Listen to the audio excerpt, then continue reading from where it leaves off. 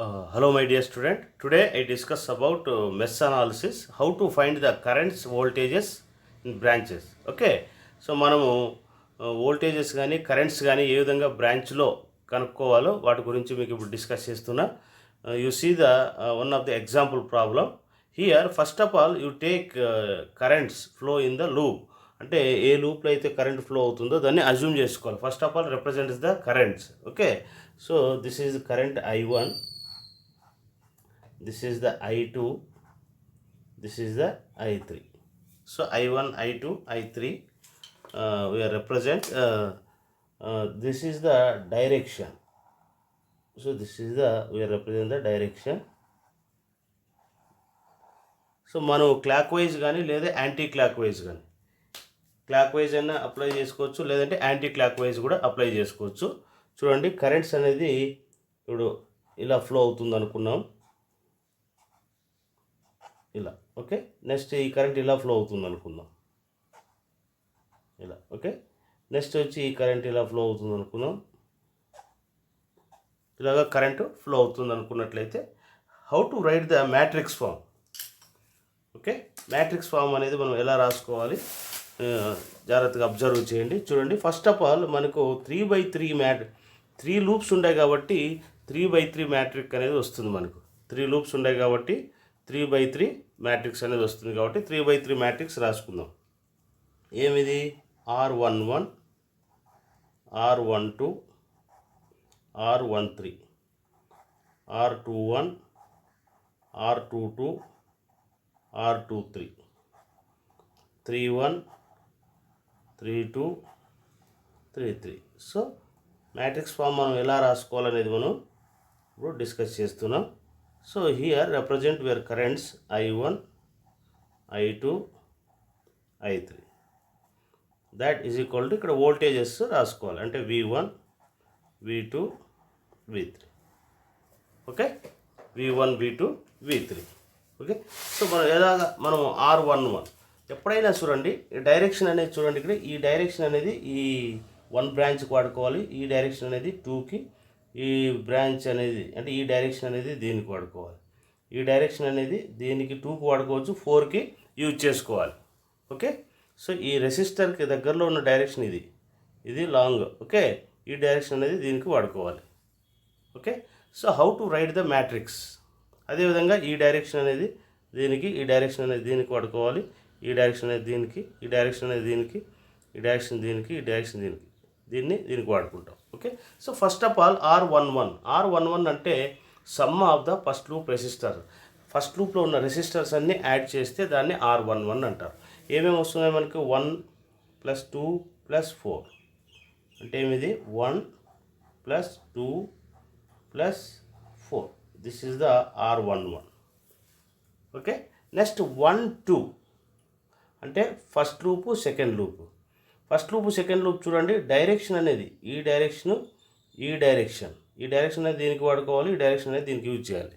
So కాబట్టి same direction ఉంటే 2 currents అంటే 2 కరెంట్స్ సేమ్ డైరెక్షన్ ఉంటే ప్లస్ చేసుకోవాలి. అంటే ప్లస్ అంటే పాజిటివ్ 2గా పెట్టుకుంటాం. అంటే ఇది ఈ డైరెక్షన్ సేమ్ ఉంది కాబట్టి ఇది +2. ఒకవేళ ఈ డైరెక్షన్ కిందకు ఉంది, ఈ డైరెక్షన్ పైకి ఉంది అనుకోండి, ఆపోజిట్ డైరెక్షన్ అయితే మైనస్ అనేది యూజ్ చేసుకోవాలి. సో కాబట్టి 2 సేమ్ డైరెక్షన్ కాబట్టి +2. ఓకే, నెక్స్ట్ అదేవిధంగా 1, 3 అంటే 1 ఇది 3 కరెంట్, I1 కరెంట్ ఇక్కడ 4లో పోతుంది, I3 కరెంట్ కూడా 4లో పోతుంది. కాబట్టి ఈ డైరెక్షన్ డౌన్వర్డ్ డైరెక్షన్, ఇది కూడా డౌన్ అంటే సేమ్ డైరెక్షన్. డౌన్ ఉండొచ్చు, లేదా అప్ డైరెక్షన్ ఉండొచ్చు, లేదా డౌన్. కాబట్టి డైరెక్షన్ అనేది సేమ్ ఉండాలి. సో కాబట్టి ఇది సేమ్ డైరెక్షన్ కాబట్టి ఇది కూడా +4. ఓకే, నెక్స్ట్ అదేవిధంగా 2, 1. నెక్స్ట్ ఏమి ఇక్కడ 2, 1 అంటే ఏమి? జస్ట్ ఇక్కడ ఏదైతే వస్తుందో ఈ రెండింటిని కలిపే రెసిస్టర్ ఏదైతే వస్తుందో ఆ రెసిస్టర్ తీసుకుంటాం. అంటే +2. ఇక్కడ ఏదైతే వస్తుందో అదే రాసుకుంటాం. ఓకే, 2 అంటే ఏమి? థర్డ్ లూప్లో ఉన్న రెసిస్టర్స్ అన్నీ యాడ్ చేసుకోవాలి, సెకండ్ లూప్లో ఉన్న రెసిస్టర్స్ అన్నీ యాడ్ చేసుకోవాలి. 2 అంటే ఏమి? Some of the second loop resistors. అంటే 2 + 3 + 8 + 5. ఏమది? 2 + 3 + 8 + 5.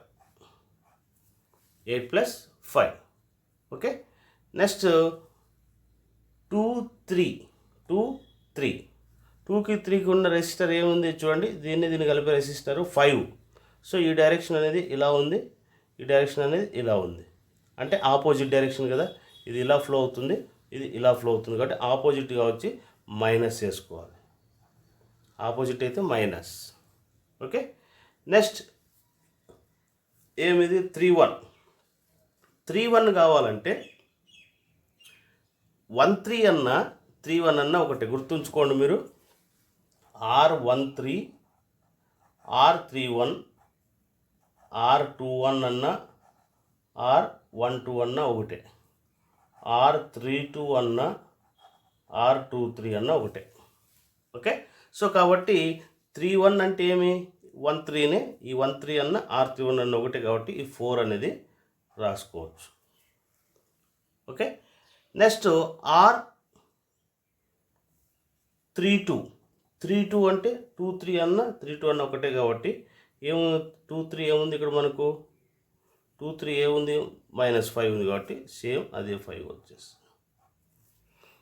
3 3 అంటే some of the third loop resistors, అంటే ఇవన్నీ థర్డ్ లూప్లో ఉన్నవన్నీ యాడ్ చేస్తాం. ఏముంది ఇక్కడ 4 + 5 4 + 5.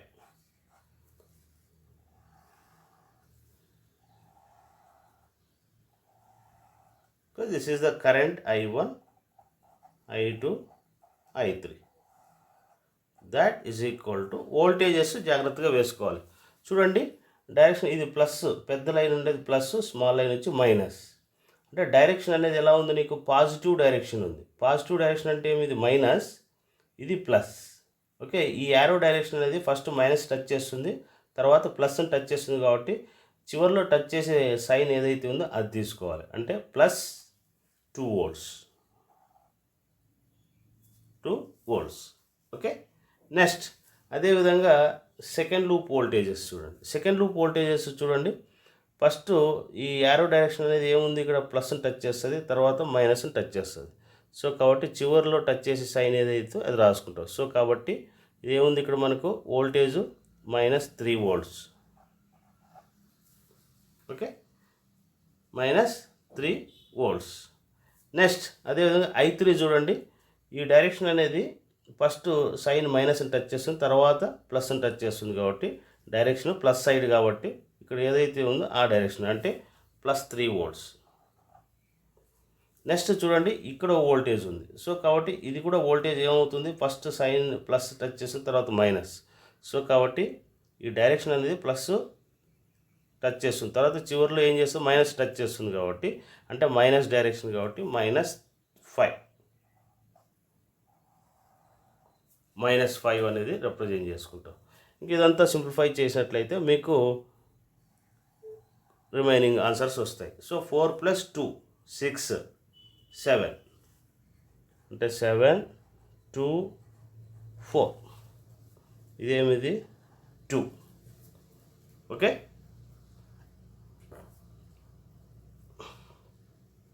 ఓకే, ఇదేమొస్తుంది 16 17 18. ఓకే, ఏమొస్తుంది మనకి ఇది 5 + 8 + 8 8 + 16 17 18. ఓకే, ఇదేమిది -5, ఇది 4, ఇది -5, 4 + 5 అంటే 9. సో కరెంట్స్ ఇది I1 I2 I3, that is equal to voltages. Voltages మనకి ఏముంటాయి, 2 volts, -3 3 - 5 అంటే -2. This is the equation of the given circuit. Okay, ఇవన్నీ క్యాల్సీలో మనం క్యాలిక్యులేటర్కి మనం ఇచ్చినట్లయితే మనకు వాల్యూస్ వస్తాయి. సో ఫర్ ఎగ్జాంపుల్ మనకు what is the voltage in 3 ohms అడిగాడు అనుకోండి, అంటే V3 ohms, 3 ohmsలో ఉన్న వోల్టేజ్ కావాలంటే ఏం చేస్తాం, దీనిలో ఫ్లో అయ్యే కరెంట్ ఏముంది ఇక్కడ I2 ఉంది, కాబట్టి I2 × 3 వేస్తే వోల్టేజ్ వచ్చేస్తుంది. ఒకవేళ మనకి పవర్ కావాలనుకోండి, 3 ohms పవర్ కావాలంటే జస్ట్ దీన్ని ఏం చేస్తాము, I2² × 3 వేయండి. ఓకే, I2 స్క్వేర్ ఇంటూ 3 వేస్తే పవర్ వచ్చేస్తుంది అనమాట. ఫర్ ఎగ్జాంపుల్గా మనకి 5 ohms కావాలనుకోండి, 5 ohms యొక్క వోల్టేజ్ కావాలి. దీనిలో చూడండి, ఇక్కడ కరెంట్ అనేది ఇది ఈ డైరెక్షన్లో ఉంది, ఇది ఈ డైరెక్షన్లో ఉంది. సో 2 కరెంట్స్ 5 ohmsలో ఫ్లో అవుతుంది కాబట్టి, సో రెండు ఆపోజిట్ కాబట్టి I2 మైనస్ I3 ఇంటూ 5 వేస్తే వోల్టేజ్ వచ్చేస్తుంది. ఓకే, ఒకవేళ పవర్ కావాలనుకోండి ఏం చేస్తాం, ఇది I2 minus I3 whole square into 5 వేస్తే వచ్చేస్తుంది.